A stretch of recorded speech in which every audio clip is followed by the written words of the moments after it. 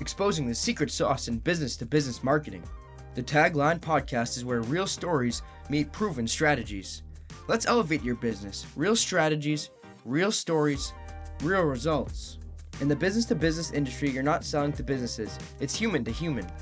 We break down what works, what doesn't, and how you can truly stand out. Transparency, credibility, growth. Get a behind-the-scenes look at what drives success in business-to-business marketing. Get ready for the next TAGLine Podcast powered by the Abely Group.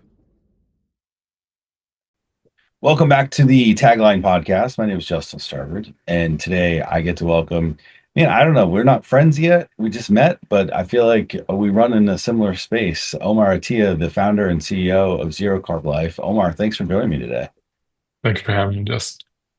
This is really exciting. You guys have a lot going on right now between new products, new product announcements, locations that you're in, and even working to raise money and be on WeFunder at the moment. There is just a lot on your plate, huh? There is. There's always a lot on my plate, but yes, now it's very exciting things. Yeah. Omar, I'd love to start, from the beginning because you have such a unique take on, how the company is producing new products and, it's novel to the space. And, there's always some talk around, a new way to create food that's good for you and incorporate that into your lifestyle. But I feel like you guys have done that at a whole new level. Talk a little bit about what Zero-Carb LYFE is. Zero-Carb Life, we're on a mission to transform people's health through food. For a long time, food has was really good for us as a human race, and then over the last 60 to 80 years, things started to take a different turn. We believe, because of the focus on scaling and mass production, and then eventually, flavors that become addictive and craveable, which and then turned to us really not really getting valuable nutrition from all the food, and eventually from most of the food, it wasn't valuable nutrition. So then there was a turn back, people realizing that a lot of focus on how can we get better things in our body and still eat right or eat and enjoy food. Yeah. And that's our focus. We believe it's not fair to ask people to just make sacrifices of what we enjoy eating. We still are going to crave the craveable foods. So let's just make those craveable foods much better for you and actually helping your body. And so we decided to look at what are those foods that are the most craveable and the most use cases for us in the US, and pizza and chips are some of those. So we went for it. That's awesome. I feel like a lot of that change in our culture was that there was trust behind the companies that were actually creating the food. And a lot of that has, of course, gone away when, education or, the exposure to practices was shared. Mhm. You guys are transparent, through and through, and have been really great about sharing with your audience, your customers, your evangelists, if you will, exactly what you're doing and why you're doing that. What made you want to make sure that you brought along, your customers and your audience, through this journey? Well, there's two things. One, for me personally, I started my career in foods. Well, I'm a chemical engineer, so I started in consumer products and went very quickly to foods and stayed in big food corporations throughout my career. I was at Kraft Foods, Conagra Foods, Dean Foods, and I noticed that there's wonderfully a big focus on quality and at the same time a big focus on productivity. And productivity sometimes meant when it came to ingredients, not necessarily focusing on the absolute best ingredients, just focusing on the ingredients that still gave the taste and still gave the quality. Sure. And sometimes that's not always transparent to the consumer because what's told to the consumer is the thing that sells. And so there's very creative ways to tell you about the product without telling you what's in it. That's one thing that motivated me to say that whatever we do will be very clear. And it's very easy for us, obviously, because we have very simple ingredients that you can pronounce and very few of them in some of our products, which is a way to know that this is a good food for you. The other reason is that what I think has been proven over the last several years with food companies and with growth startups, especially that are in CPG, is that customers can be your biggest marketers without you paying for it. Just make them feel good about what they are eating and what they paid for it and what you've told them. Transparency really does sell, and so it's genuinely just as much a marketing play as it is a faith play and a belief play. But it really works. Customers, when they know that you're being transparent, when you make a mistake, you own it. When they give you feedback, you try to incorporate it into not every single feedback, obviously, because some is noise and some is real signal. Yeah. But being a growth startup, you have to understand that the solution you came in with is not the solution you should end up with. You should take the signal and iterate. And if you're not ready to do that and your ego's stuck on the solution you came up with and you're the amazing inventor, you're never really going to succeed. So us understanding that signal from customers is big for our innovation, Yeah. and that being transparent with customers is both sells and it's core to our mission, makes it sort of non-negotiable for us to be that way. I love how you say signals are, an opportunity to reflect really on what you should be iterating on and what should be changing, maybe what should be improved upon, or what you should double down on. Take me back a little bit, not necessarily to the beginning, but to when you felt as though this was going to actually turn into something and it was going to be something more than, a neat recipe and be in a couple of local, food marts that are maybe independent grocers or something versus you just signed a contract with or an extension with Target to be in 556 stores? 556 stores, yeah, and hopefully growing in the fall to the 1,600 stores. Yeah. But yeah, I think the first time, so candidly, right at our launch, the strategy that we took was to go straight into restaurants. So our very first product was the pizza crust. And the pizza crust, we decided initially to sell two ways: through e-commerce, like direct to consumer, because that was the time that it became clear. When we launched, by the way, a month later, COVID hit. And so it just happened to be that really one of the main channels people were buying food was e-commerce, Yeah. or delivery. So we realized that that's even another reason. And e-commerce is, quick payout. You get data, you get signal. And so it was a great opportunity for us to start that way. But it's not high volume and it's not necessarily high margin, especially when you're selling frozen. But the other way that presented itself as margin, as well as continuing to brand awareness, is to go straight into restaurants with our brand on their menu. And pizza restaurants was our target. And we started with one chain, and it was a wild success. And when I say success, I'm not talking about huge volume and sales, although the sales and volume were very impressive. It's really the feedback from customers. And that was the same thing with e-commerce. We had some great sales compared to kind of a startup in the first few months, but it was really the feedback from the customers that was huge for us. A couple of the very early on that are very memorable for us, for all of us on the team, is this mother that had actually decided to call our number, which is very rare for a food CPG that's selling online. And she was thanking us because she said her daughter had celiac disease. Every time she'd go to a pizza party, she'd be the only one who couldn't eat pizza. And then they were able to hold their own pizza party where everybody loved the pizza, and it was no risk to her at all. So and she was actually crying as she was saying how happy she was. This was big for us. And then, people sometimes would send us their videos of taking their blood sugar level after eating our pizza. And instead of it spiking like it did when they ate regular pizza, it actually was dropping when they would eat our pizza because they're digesting the protein. Right. So these were two huge things for us. And then, of course, people in fitness, quite a few of us on the executive team are into fitness, and we have communities around us. And so people were very, very excited about our product. All of these signals, and then the people that were going to this restaurant chain, it was an 11-store restaurant chain, not huge, but they were a sort of this fast personal pizza model, kind of like Blaze. It's called AZIP. It's in the Midwest. And their customers were thanking them and then trying to find out who we were and thanking us through, messages. So it's when customer response is very strong. And sometimes it's strong negative for some companies, by the way. So be ready for both.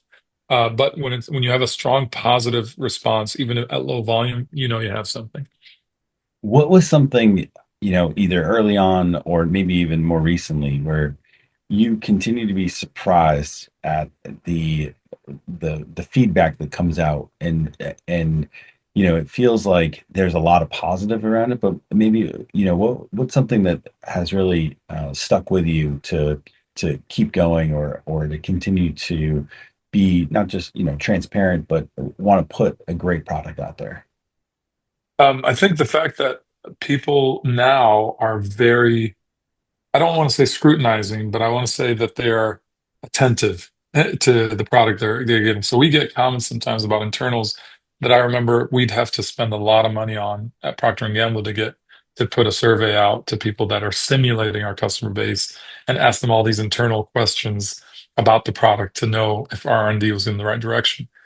You don't have to do that as much anymore. I mean, you still should do that, but you can get a lot of that from your customers, and the most loyal ones. If you send them a survey, you don't have to pay them to fill it out. They want to help you improve the product, and so it makes us want to almost include them in our R&D cycle for that reason, because it's candidly it saves us money, and you don't have to ask purchase intent. You have the purchase, Right. so these people are going to buy again, and they matter. So for that reason, and then candidly, it's not all rainbows and roses, as they say, because we're talking about the positives, but you'll get some feedback on what things you want to improve. Like for instance, on our crust early on, the separation of the crust, the crust packs that we had was challenging for people, and we learned from that and immediately went back to, okay, what's the better solution we can have?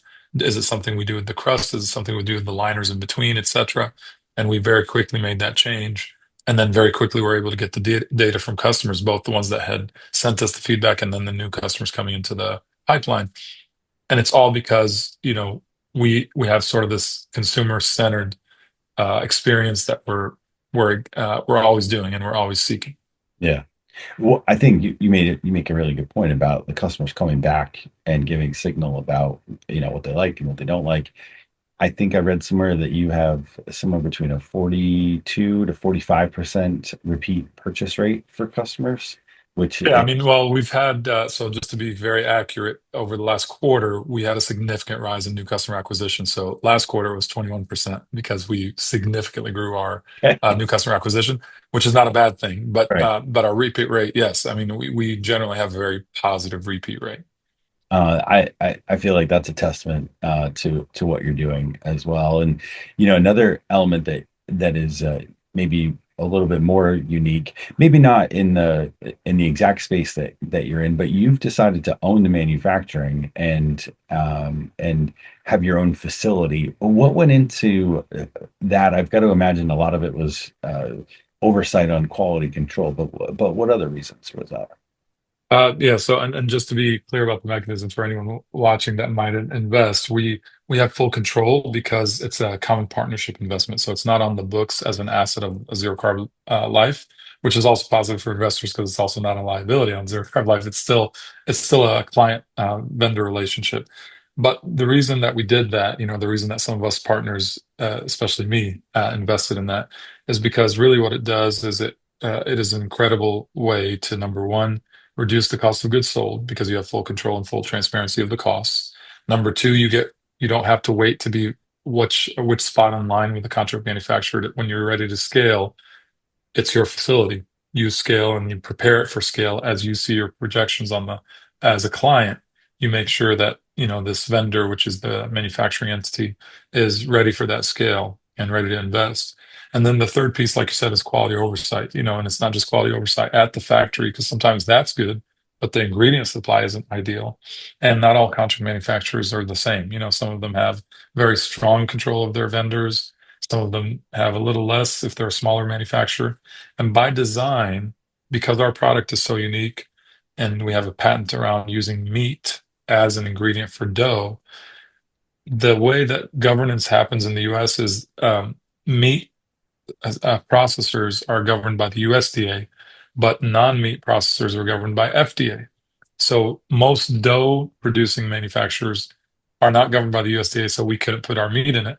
And most meat producers don't have the equipment to make dough, and so we couldn't put our dough making in it. So we had to find a unique contract manufacturer. So that also presented us with a specific reason for ZeroCarb Life to have control of manufacturing so that we can scale the way we need to in a USDA facility. Yeah. You mentioned one that is really neat. That Appreciate it. I've got to imagine it's that part was really difficult to kind of figure out at the onset because as you dug into it and got to a spot where you needed somebody and needed help with the manufacturing, that you're running into roadblocks on both sides now. Yeah, yeah, and for me, we have this blessing as a company, and I'm not like this amazing genius, but I happen to have the background at Kraft Foods, Conagra Foods, Dean Foods, where I was both in operations and R&D, both at the leadership level, lower leadership level, so directly seeing the weeds, and then at higher leadership level on both sides. So that allowed me to know what it takes on both sides, supply chain and the demand side. So that's not something you can expect of other CPG founders. It's not fair to ask that of them, but since we have that advantage, we were able to take advantage of it. Well, that also led to the innovation too, right? Because you're able to, Absolutely, yes. right? I mean, so, Yeah, uh, and that's what makes the great companies, is this, unique blend of talents, expertise, and experience that gives you the opportunity to have success in such a unique way. unique way. I mean, our moat is exactly that. I had a patent in R&D at Kraft Foods using time and temperature, which is usually used for just a kill step for bacteria to be used, or for microorganisms in general, to use that to actually manipulate the taste of ingredients without changing the nutritional content. And so that mindset is what allowed me to be able to and understanding supply chain. So understanding that part of R&D and innovating and understanding supply chain and how to scale processes was what allowed us to be able to get the patent on our side for scaling how we make, this chicken-based dough and don't add binder to it. That's our patent, is that we're able to scale it and not have to add binder to it, which no one else can do. And we're able to make it into several products, which no one else can do. And so that uniqueness is what gives us a moat where it's very hard to copy us. And then, of course, the fact that we have a facility that we have control of is also very hard to copy. Yeah. I love talking about the business side of things because what you've been able to accomplish in 5 years, is also, I know this is going to sound funny and you probably cringe a little bit, but when other founders are looking at you, they're saying, wow, look at all this success. And you're like, hey, I'm just getting started. So how do you balance that? Well, I balance it by first making sure that any founder that's hearing the story knows that it sounds amazing and it sounds like I could just replicate this experience, but you've got to know that you have to be ready to take a lot of punches if you're gonna if you're gonna become a founder of a startup, and be ready that the one thing you can be guaranteed is that what you start with isn't what you end up with. Be ready to iterate and be ready to challenge what you're proud of, because the market tells you what's right, not you. Yeah. So that's kind of how I balance it, is that I know that even though we've made it this far, first of all, we have an aspiration of where we want to go, and it's definitely a big exit to reward our investors and to make sure that it's been all worth it for us. And at the same time, it's really to make a dent in our mission. If we're going to say transform health through food, then we better get enough of that food out there to consumers and make them change their belief about healthy food, because you have to have enough healthy food that tastes amazing in order to start believing that you can actually reach for the healthy food over the other food. And so we have to have a critical mass of reach in order for that to start changing mindsets. Yeah. Yeah. And you're doing that now where you're at a critical point in your, what will be your history. It'll be a milestone moment. And that's that, you mentioned this before, to any investors that are listening, that you've opened a crowdfunding round on WeFunder. Yep.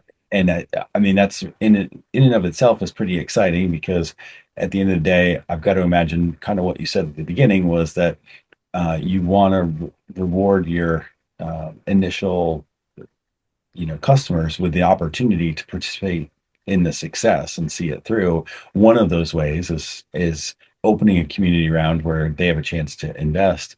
Talk about some of the other reasons that you ended up going in this direction versus, just traditional VCs or private equity. Yeah, and we've had amazing success with traditional capital market. We oversubscribed every round to date. We've raised a total of 8 million, including the founder money that's been put in. So and it's oversubscribed every round, which is honestly it's a huge feat. And when we tell it to people, they're like, "Well, then why are you doing crowdfunding?" But to us, like you said, it's this moment. We believe this moment is a perfect moment for crowdfunding because we can clearly see line of sight to sort of a hockey stick that's going to happen, and we believe we want to bring our customers along with us because they were with us from day one. So anyone who's been a loyal follower, a loyal buyer, it only makes sense that they get a chance to buy some stock and be part of the exit. And then they know they're rewarding themselves also every time they continue to buy. So it's really to maintain traction in a different way. And it's also obviously, it proves us out in yet another way of capital raise, which itself comes with some brand value and brand awareness that is in a different way than or a different kind of channel than just the brand awareness that comes with product sales. Yeah. You mentioned before that having this sort of customer base to be your marketing out there. I mean, really, those customers are also your best salespeople. I know I've talked to Hiten Sanpal, the CEO of Rise Robotics, who's also currently has a WeFunder round or community round open, and he's mentioned that many times. 2,800 investors turn into the largest sales force in Massachusetts. Absolutely. Yeah. And that's kind of, sorry, keep going. No, 'Cause I no, have a go for comment it. about Go. that. Yeah. I mean, I think that's exactly what people don't realize about a crowd fund. So it's not really about getting the money you're going to get because, again, there's probably a faster path for us to raise this round because it's not a large round and we've been successful every round before. It's really about that increased number of people that now are invested in your success and the 10 to 20 people they'll tell about the amazing product that then a certain percent of them will buy, and now you have that multiplication effect. So with that, what are some of the things that you've been pleasantly surprised with about the crowdfunding campaign? Maybe comments or questions that have come in that are totally unique from just having a CPG product via e-commerce. I mean, one thing that's been pleasantly surprising is that the people that have so far invested or reserved are the type of people who would never have the opportunity or never really they'd never really consider because they're not necessarily in the investment space. They're not like the typical angel who's looking for the best opportunity to invest in.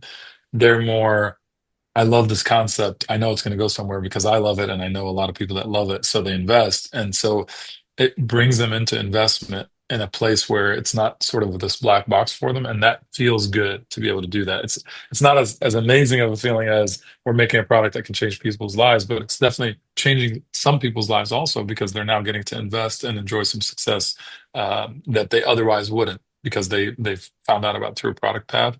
And the other thing is just the number of people that now I'm being exposed to as part of this to talk about the company story. As you do more iterations about what you're doing and talk about what you're building, it definitely builds confidence. Like because when you're the CEO, you're not focused on what you've won. You're focused on what you might lose, and so you're just charging ahead, and you're not really taking a moment to breathe in the success. There's never enough capacity to breathe in the success because you've just got to keep charging forward.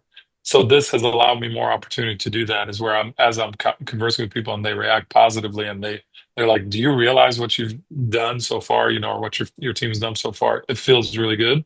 And it sort of boosts the morale internally, so which then in turn reflects on everybody on the team and our results. Yeah. I've got to imagine and it's a different feeling too, because previously you're making a great product, you're putting it out there, but now this is people that are, putting their hard-earned money. And right now, we're in a weird economic, state between, conflict, which you've been very vocal about, in the Middle East and other places, Yeah. like, and talking about, what that means on an everyday basis. And, this is a time where it's difficult to watch the news. People are binge eating. They're trying to find ways to feel good. And, by and large, the way you've crafted your products is to meet that demand. But it's a really healthy alternative to what's available. And I think that is a totally unique way to look at it as well. Not similar to COVID, but, similar in the way that it's a unique, time in history where, you're going through and that hockey stick is just at the start. Yeah, and we've been helped a little bit, obviously, because of the fact that we we did 4 years of growth before something called GLP-1 came into the environment, which is Yeah. another thing happening in the industry and happening in the world right now, which is significant acceleration happening of adoption of GLP-1s, which makes people eat less calories, need more protein in their diet, and along with everything else going on in the economy. But when you're eating less, then you're spending less on food, so you can afford to spend a little more on each food that you buy. And we have the highest protein per 100 calorie chips on the market that taste amazing. We have the highest protein pizza crust on the market. So we're right up the alley for people who are also experiencing that transition in their nutrition and in their eating habits through GLP-1, and which obviously will impact their families some at least, because what they buy is going to be different. So it's Yeah. also been a huge opportunity for us as well. Yeah, there's a lot of opportunity there for you guys to capitalize on in, yeah, from the product mix to the community around to gaining evangelists that use this and are using it as a stepping stone to change their lives. I think that's a really great spot to be in when you think about the Venn diagram there, right? Where you guys are sort of in the middle, Yep. that gives people the opportunity to see all of these goals and these efforts through. I think that's truly incredible. Yes, yeah, I appreciate that. At the same time, some of the things you mentioned going on in the world do impact the supply chain significantly. And we obviously have to, so that's what's behind the curtain, is us having to deal with all those challenges, raw ingredient costs, raw ingredient delivery, certain parts of the world. We have an export license now, or we're able to export now. And so, that being a challenge to some locations in the world. So we have, for instance, one order that was paid for, half paid for, but not we can't deliver it yet because it's on that side of the world. So those are challenges, but they're the behind the curtain challenges, and they're not challenges that are hard to. They're good growing pain challenges, right? Because when you have an issue with raw ingredients, it becomes a problem because you're selling a lot of product and you need to make that product. So, but those are all manageable. Yeah. So here we are, we're recording this the beginning of May. You have, as we mentioned at the top, a lot going on between, a campaign to test the waters and reserve and WeFunder to go live here shortly and, give, opportunities to invest. You also have, 20 plus products that you're, currently selling. You're now in targets. What are you looking forward to? What are your, some milestones that you're looking forward to in the next 3, 6, 12 months? So our milestones are actually, it's good that you asked that. I just got out of a board meeting, so I can kind of tell you what our focus is. Our focus right now is really, we found that there's a lot of people who love our product, and we haven't really made it a point to give them the opportunity to subscribe. So on the e-commerce side, our focus is really to get that opportunity to subscribe to the product and get a good discount in front of our customers a lot more, so that it grows our LTV and our long-term value from customers, and it helps them not have to worry about when are they going to order, and it keeps the habit. Like, especially in this category, it's really tough for someone who's a first time buyer, likes it, etc. They still have their old habits of shopping, right? So even though they like it and they want to repurchase, they sometimes might forget. So unless they do it like that moment that they tasted it. So the subscription gives an opportunity to really build the habit, and then that reminds you to eat better other moments of the day and of the week. So that's one thing we're doing on the e-commerce side. And then on the retail side, of course, it's focusing on getting that right velocity at Target, getting the brand awareness and the fact that it's on the shelves at Target, and then growing that from the 556 stores to the 1,600 stores at Target, as well as other retailers that have shown great interest. Us knowing what our formula is, we've held back a little bit because we want to know that the formula we have in terms of promotion, advertising, is what gets the velocity off the shelf. A lot of CPG companies think just getting on the shelf is the success. The success that's going through into the door. Now you have to actually win in the room. And so getting velocity off shelf is key. And so with Target, we'll have the formula so that when we go to the other retailers towards the tail end of the year, it'll be poised for great growth in 27 as well. And then the third thing is really making sure that we are our runway and our burn are going the right direction. And so our burn reduction is continuing to be great because we're very disciplined about how we spend. So really, in the next 3 to 12 on the consumer side, it's more access to our product, more instances of use of our product, and continuing to focus on the hero SKUs that people are loving, and innovating more on the variety side based on the signal we get from the market. And then with regards to the company, it's really like the behind the curtain. It's really continuing to get our margins better and get our top line based on a disciplined growth. Yeah. That's awesome. I really love hearing, that outlook. And, thanks for joining us after, all board meetings are stressful, both good and bad. So, I really appreciate you hopping on to talk about that. Of All right. course. Last thing to get you out of here, uh, this whole season of the TAGLine podcast has really been about, crowdfunding and about, alternative opportunities to get investing. We've done a lot with WeFunder. We've had several different newsletters and founders of newsletters on that follow the crowdfunding space pretty closely. When you're at the onset of some of these things, so we might have to come back in 6 months and see about lessons learned. But is there anything that you found surprising or difficult, or not maybe what you expected as you started the community round? Yeah, I mean the level of involvement for me specifically is definitely higher. With raising from institutional or angels, it's really about meetings that are set, and it's very similar to any other business meeting. With regards to the community round, I have to be obviously more active on social. I have to be more active in conversations. I have to review the communications that are going out there. I have a marketing team, but I always, at this level, I still want to see and make sure it's all on brand and all on mission in terms of what's being told.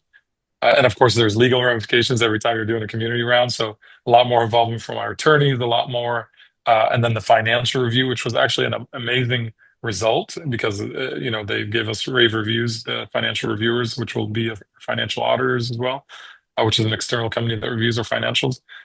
But the fact that we had to do that before we raised anything, so all of those things are definitely uh, bigger capacity and bigger budget items. I believe they'll be worth it in the end, because like I said, the traction, the eyeballs, the involvement, the rewarding of our customers, I think it'll all be worth it. Yeah. Awesome. Well, Omar, I really appreciate you taking the time out of your day to talk with us, to share your insights, some behind the curtain stuff about ZeroCarb LYFE and what you guys are doing. I think the mission's incredible, and I wish you nothing but the most success in this community round. I really appreciate it, Justin. It was a pleasure. On behalf of my guest today, founder and CEO of ZeroCarb LYFE, Omar Atia, you've been listening to the TAGLine Podcast. Until next time.